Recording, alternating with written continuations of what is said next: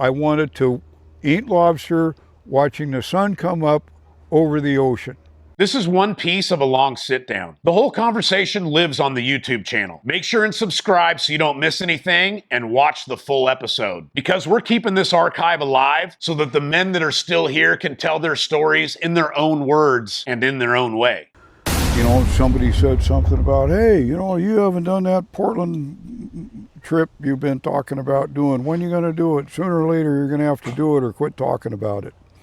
Well, that made me start thinking about it, and finally, you know, my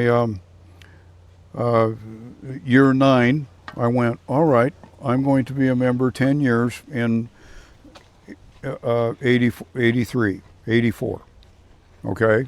And it was 80, and I was 9 years.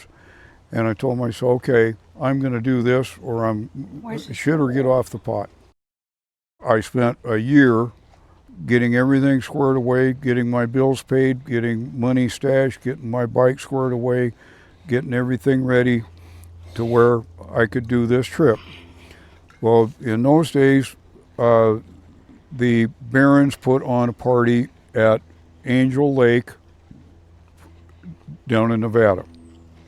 And we still had the chapter in Logan.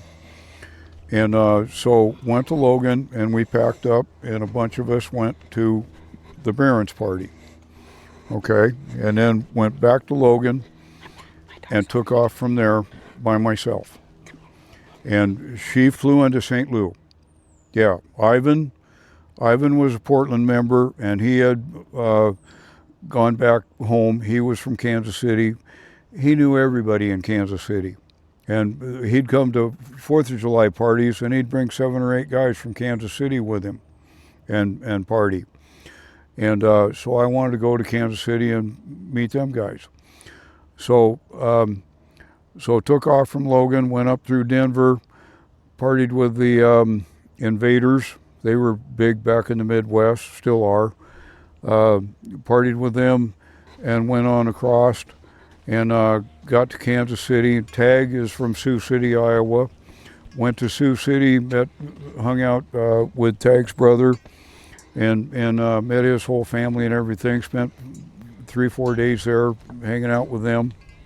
And then went down to there you go. You're off Kansas the chain. City with Ivan and partied down there with them. And then went to St. Louis, picked her up at 5:30 in the morning.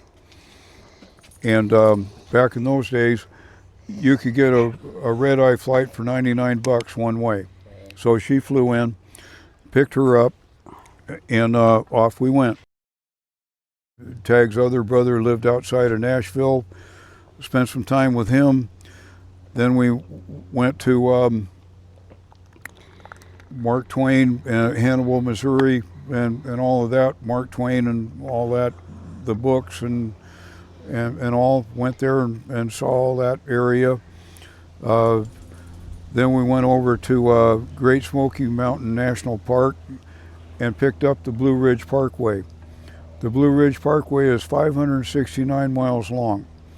It goes from Great Smoky Mountain National Park along the ridge of the Blue Ridge Mountains, and it comes out at Shenandoah National Park in Virginia, and when you come out up there, you are 60 miles from the White House. Oh, wow. Okay?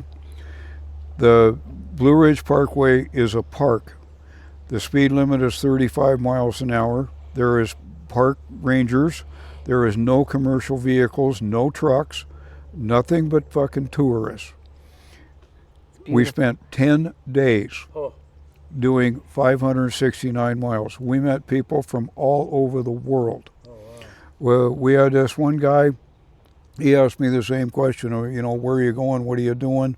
And he was from Baltimore. We spent a couple hours bullshitting with this guy at one of the scenic overlooks. At the end of the talk, he looks at me and says, you know, he says, I've always wanted to do what you're doing. He handed me $25 and says, have today on me. And I went, okay, And great. I proceeded to say, can I get a motel or go out to eat? We were gone for 3 months. We stayed in a motel twice. Yeah. We camped on the side of the roads in hayfields. Rad. People took us in, and then Yep. we'd eat at the little fruit stands. We'd grab some ham or something, put it in a pack. I mean, We did, buy was lettuce, cheap, but we tomatoes, had and, fun. and Yeah. we stop at a all you can eat breakfast place. She'd pack her thing up with bacon and everything. We'd have bacon for lunch for 3 days. Liquid Dave's family was from Nashville.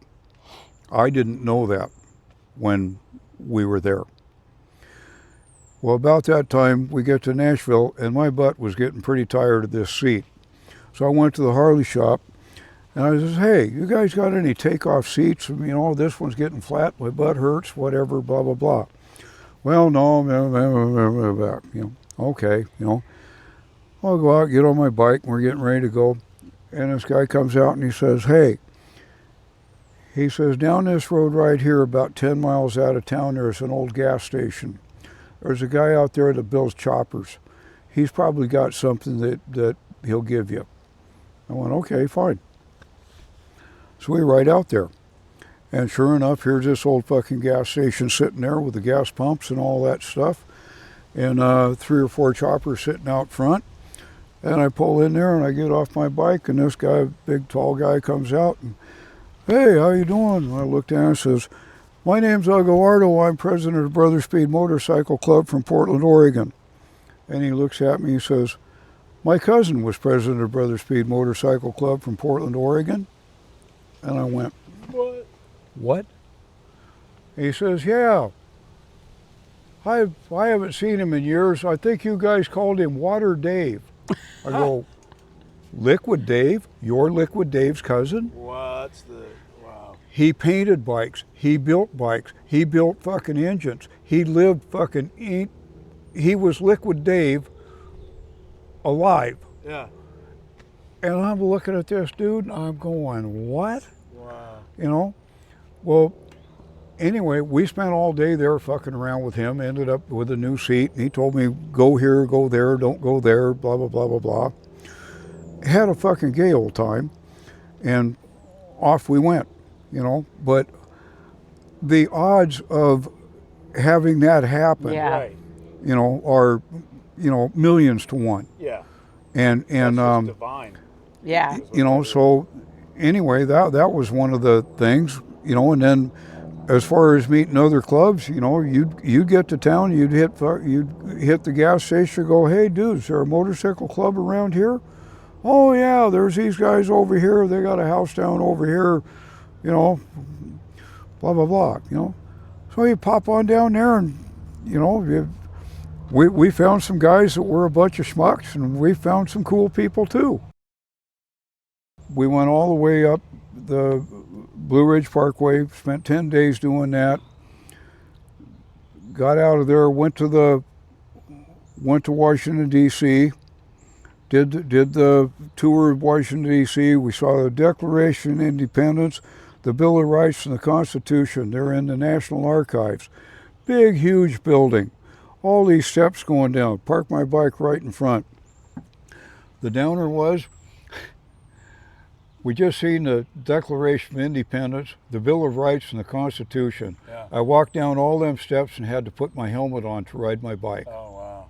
Right? That sucked. There's some irony. That sucked. Yeah. Totally sucked. Yeah. So then we went up over the Chesapeake Bay Bridge into Delaware.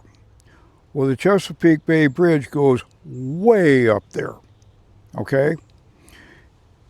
And there's no guardrail. There's a big concrete thing on the side that's about 3 feet wide, and it's about this high.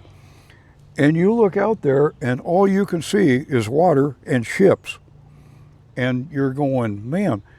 And then you get up to the very top of it, and there's steel grating Oh, shit. across Yeah. the flat part. Yeah. Oh, my God. I'm holding on for dear life. I mean, I hit that shit, not to mention, and it was 105 degrees. Oh, my God.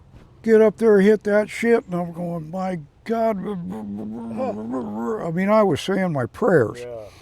Come down the other side and you're in Delaware.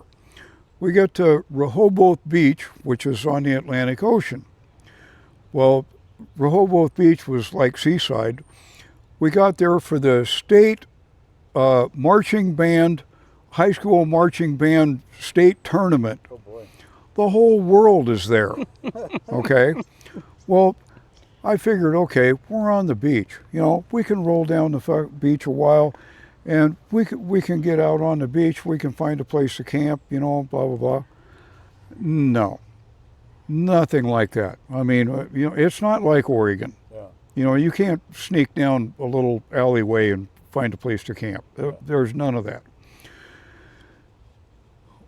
We finally found a yacht club, and we pulled in there, and we camped where they parked all the trailers for the boats.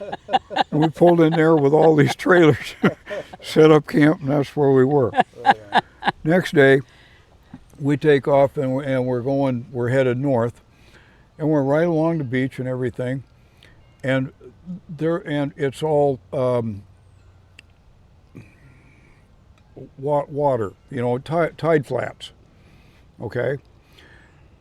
And you're going along this little 2-lane road and everything out through these tide flats and stuff, and there's these bridges, and there's these black guys standing on these bridges, and they're standing there, and we're going, after, you know, a few of those, we stop and we go, what are you guys doing? We're crabbing. Oh, okay, I get it, you know.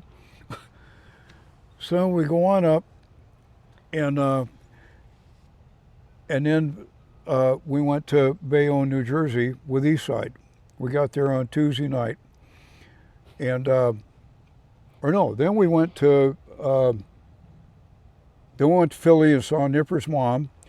Then we went to York, Pennsylvania to the Harley factory. And then we went to Bayonne and spent a week with them guys. And the Bell, we went and saw the Bell. Went to the World Trade Centers, and all that kind of stuff. those guys were partiers extraordinaire, and they owned the neighborhood. Who, East Side? East Side. Oh, hell yeah. We spent a week there, and I could spend 2 hours telling you about them guys. Anyway, one of the guys in East Side, he owned a house in Portland, Maine. And we're going to Portland. He hands me the key to the house. He says, here's the phone number, here's the key to the house. So off we go to Portland, Maine. We get there, and we got there like 4 o'clock in the afternoon. He shows up at 5 o'clock. All right, here to give you the tour. We go down to the Dock. down to the docks where all the boats are. Got crabs. Lobsters. Or lobster, yeah, lobster. And the whole idea was I wanted to eat lobster watching the sun come up over the ocean, okay, instead of going down over the ocean. Right. Okay, well, that far north, you have to get up at like 2 o'clock in the morning for first light, you know. So we go down and we get these lobsters. We had this great big one, and we had to go out in the garage, get a ball-peened hammer to get into this damn thing. We had steak and lobster, butter, and all, you know, all that. Got up in the morning, went down there, ate lobsters while we're watching the sun come up. Well, the thing that came up too was the mosquitoes. And I mean, we were there about 15 minutes. Okay, enough of this. Back to the house, back to bed. The night before we got to Portland, Maine, we get to Bridgeport, Connecticut. Yeah. Here Okay, we go. in the old Easy Riders magazine in Bridgeport, Connecticut, there was a motorcycle club called the Huns, and they didn't have any center patch. They just had Huns in great big letters across their back.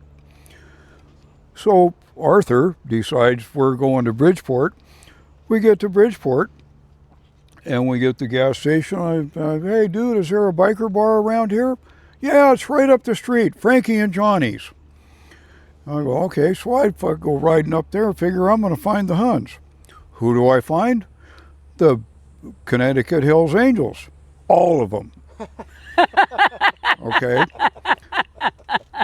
And, you know, we pull in the parking lot, and here's all this red and white and blah, blah, blah. And I'm going, oh, Lordy, here we are, you know. And Francine says, well, are you sure you want to stay here? I says, well, they've already seen us now. We're here. So Okay. park the bike, go in there, in the door, get in there, get the eyes adjusted, take a look around, figure out who's who in the zoo, and figure out who the boss is sitting at the table in the back. I head that direction. These two big fucking prospects, hey, no. I said, well, I need to talk with that guy. No, you don't. Yes, I do. And you please go tell him that I'd like to talk with him. And they go over there and come back. Okay, I get over there and here's these guys fucking sitting there, and I go over there and how you doing, man? My name's Ugo. I'm president of Brother Speed Motorcycle Club from Portland, Oregon. He looks at me and goes, you're who, from where?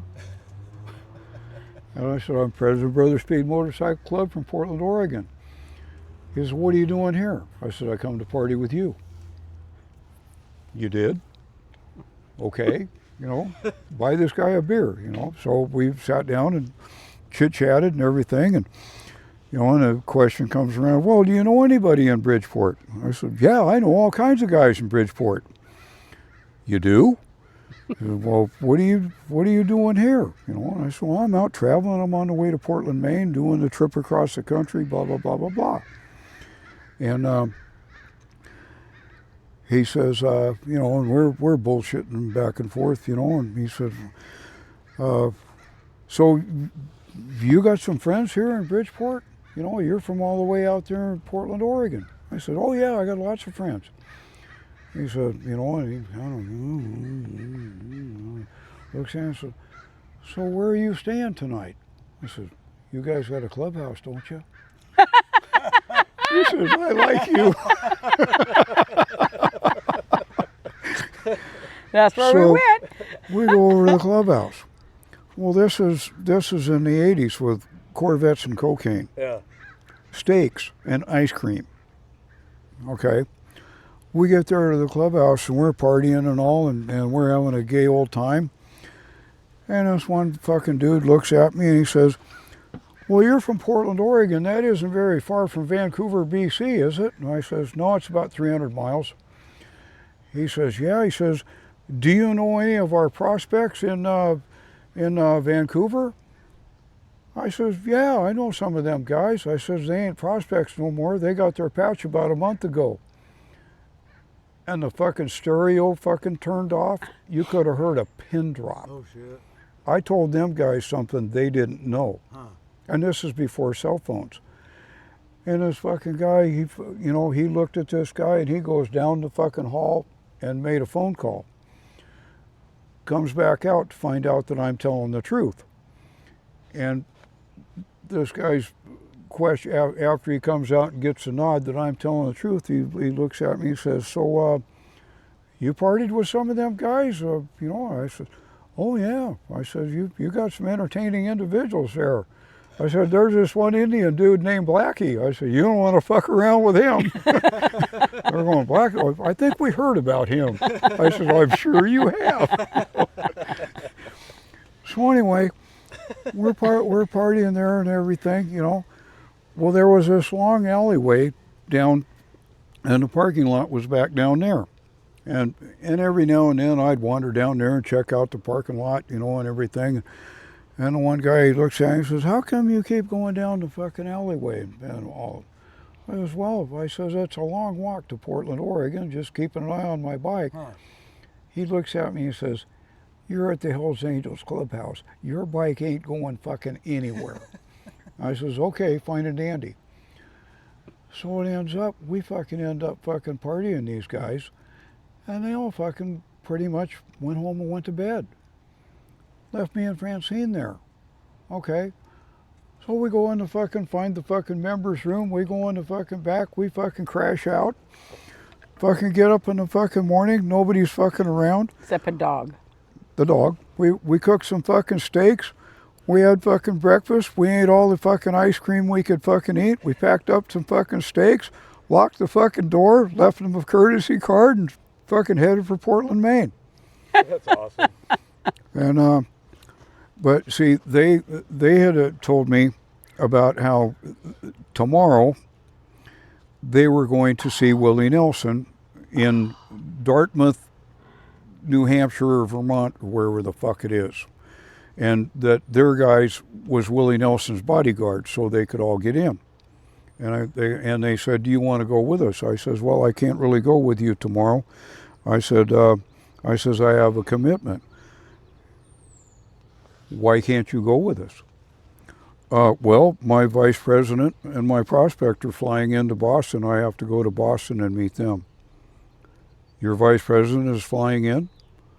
I said, "Well, I've been on the road for a couple of months. They're flying in to tell me what's going on in the fucking neighborhood, make sure everything's snuff and all that." "Your vice president is flying all the way to Boston to see you so you can figure out what's going on?" He says, "You guys must be somebody." I said, "Well, yeah, I'd like to think so." And so he told me, he says, "Okay, I'll tell you what, you can't go with us." He says, "Here's my card." He says, "You take this when Willie's on tour, when he gets to Portland, you take this card down there, and this will get you in backstage." I'm going, "Okay, fine." Put it in my pocket, and off we go. So the short story is, we get back to Portland, we're home, Willie comes to Portland. I tell her, "Okay, I'm going to go down there and check out this card." So I ended up fucking backstage, on the stage, with Willie Nelson. But Brad. I'm going, okay, fine, go. And then when he came back, he said, "Honey, you missed it. I got back." Well, what? Right? Damn. I was on stage in like 10 chairs on the end of the stage, and Willie's right there where that table is. Yeah, Yeah. And the next day, I missed it. I go down to the auto parts store, and I walk in there, and one of the guys, the owner of the auto parts store, looks at me, "How in the fuck did you end up on stage with Willie Nelson last night?" How do you two want to be remembered?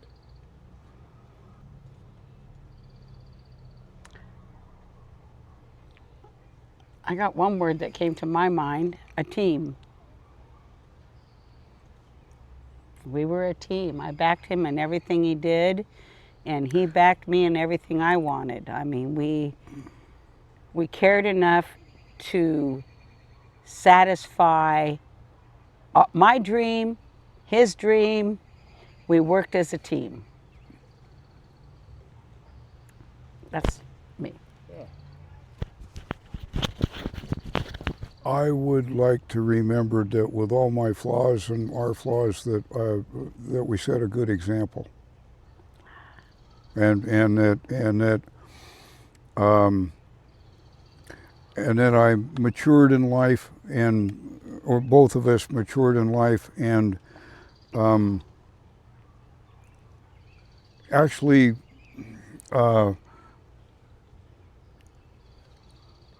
attained wisdom. Boy, I'll tell you, I've had to really put on my thinking cap for those early years. Mm-hmm. And she brings out this Nike shoe box, and I'm like, how does she know what size shoe do I wear? That's weird.